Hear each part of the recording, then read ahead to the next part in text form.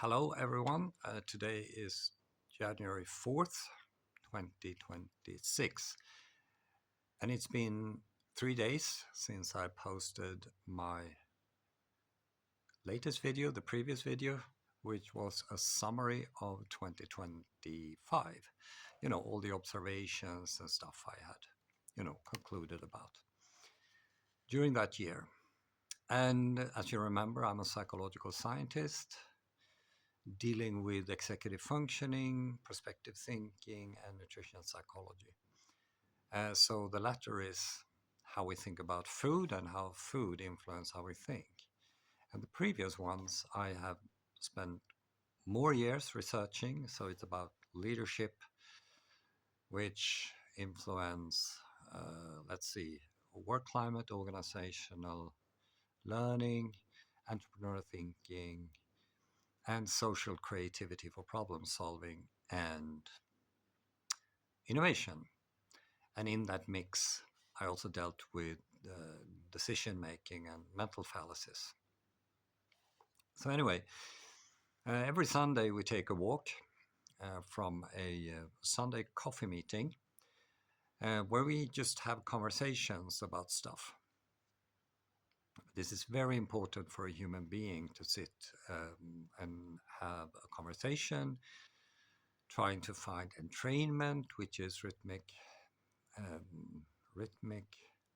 synchronization of behavior, including verbal communication.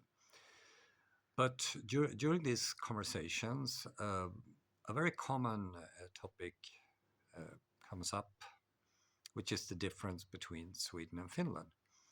And the backstory is that what is now called Finland used to be the eastern part of the Swedish kingdom, actually a grand duchy until 1809, when Russia invaded and occupied the eastern part of the Swedish kingdom. Famously, the Finns declared independence from Russia in 1917. But something happened along the way. The Russia added a second official language.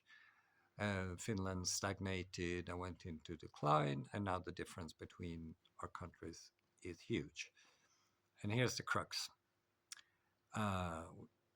We don't only share history, we share genetics. So they're very similar to one another. Meaning, if you assess, for example, things that are claimed to be neurological or biological, we shouldn't find much difference between the countries. There are two examples which I have talked about before, which is Alzheimer's disease. It's a kind of dementia. And this disease, which I learned about in late November, which is called dystonia.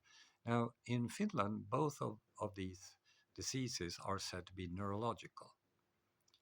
So if that was true, the difference between the countries when you assess them, for example, prevalence should be close to zero, but the difference is huge.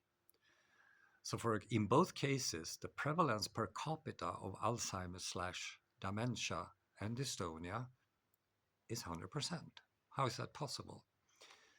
It seems to be a cultural factor involved. So we talked about the cultural factor, and this is very sensitive, of course, as I said, because Finns typically want to be on par with Sweden, but if you look at the international rankings, that's not the case. And on my science blog, I posted 22 points, which has been reported by experts,